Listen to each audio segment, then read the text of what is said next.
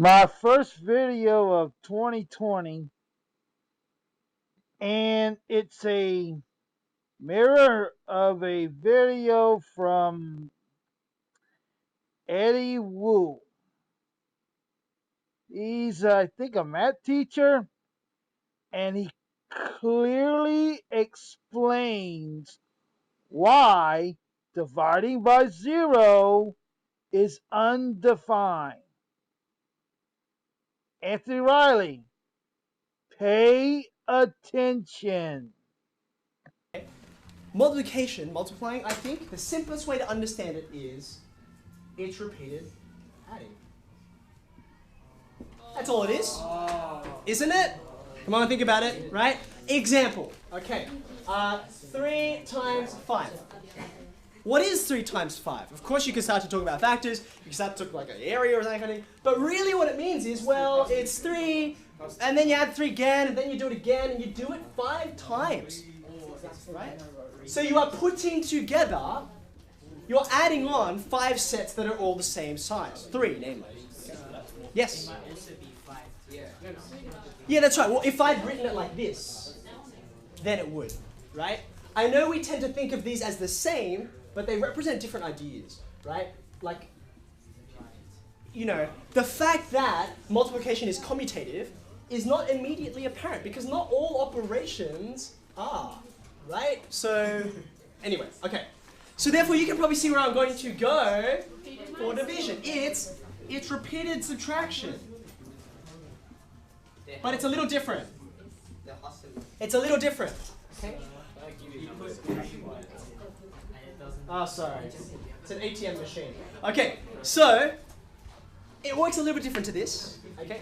For instance, if I said 15 divided by 5, what does that actually mean? Why? In what way is it repeated subtraction?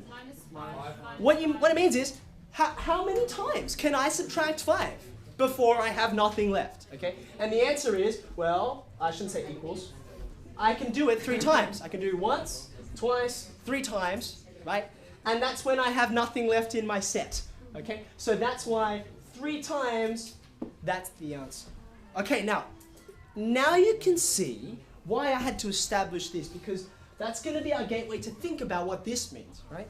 Division by 0. Okay, so, example.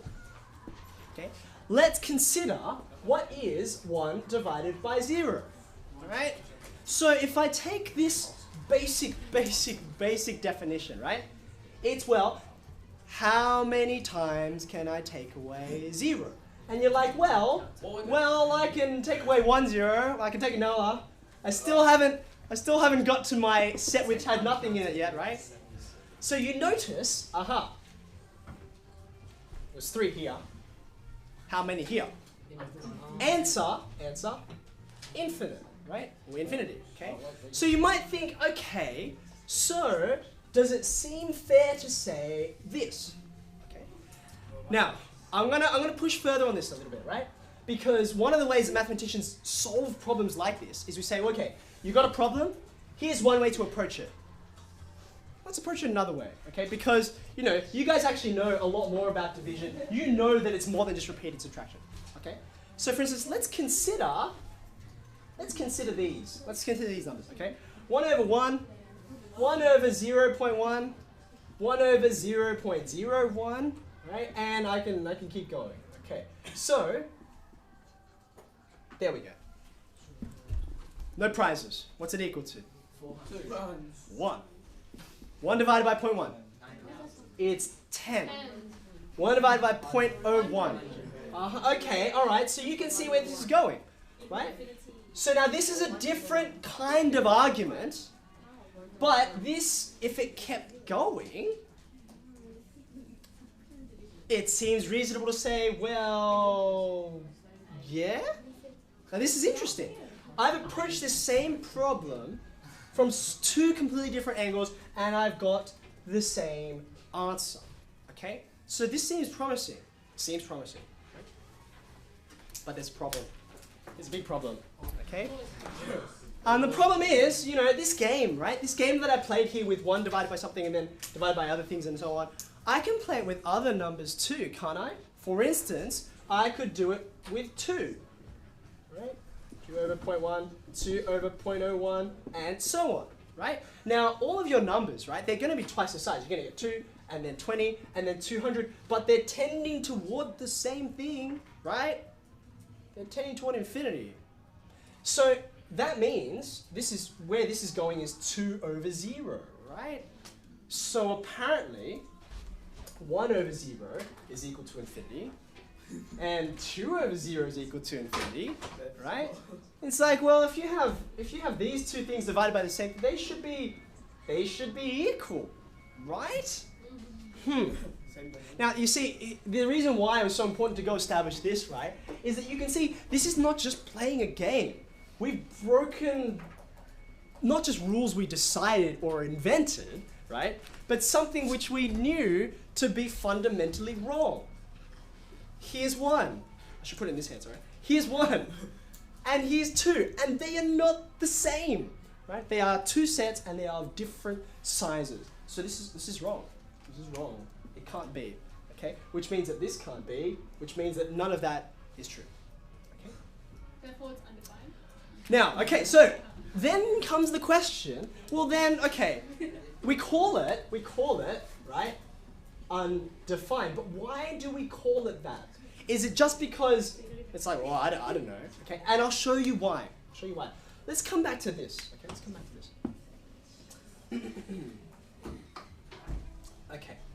Now, I approached it from this angle, and I was heading from, you know, this bigger number, 1, to 0.1, 0.01, and I was getting towards 0. That's the way I did it, right? I approached it. Now, there's other ways to approach 0, you know. You don't have to just come down from 1 towards 0. You could go, for instance, from -1 and go up towards 0. I can do that, can't I? 1 over this, 1 over this. I'm still approaching 0. I know I'm still going to get there. Minus 0.001 and so on. I should still get to 1 over 0. Okay, but what happens? Minus 1. Minus 10. Minus 100? Minus 1,000? Where's this going? This is not going to infinity.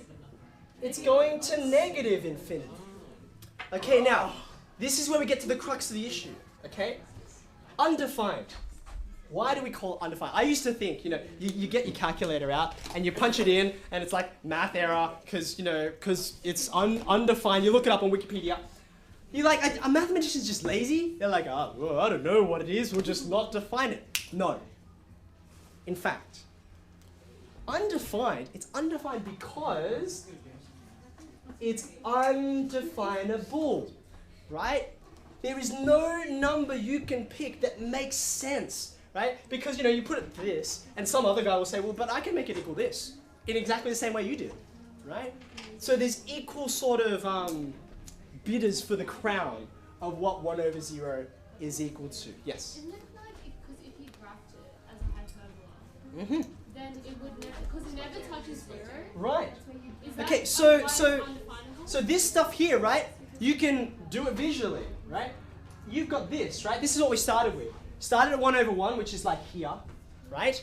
And then we decrease the value of the denominator, 1 over x, right? So we were going this way, and off we go up to infinity. But you guys know what the other side of the graph looks like, right? That's the other side of 1 over x. And off it goes down to negative infinity, right? So it's like, where am I going? Well, the answer is, I can't be going anywhere, right? Because it doesn't exist. That's right, that's right. The technical way of saying this is the limit does not exist. Okay? So it's undefined because you can't define it. It's not just because we haven't worked out what it's equal to yet. It's because we tried to work it out and you just get completely random things, okay? So that's why 1 over 0 is undefined, because it can't be defined.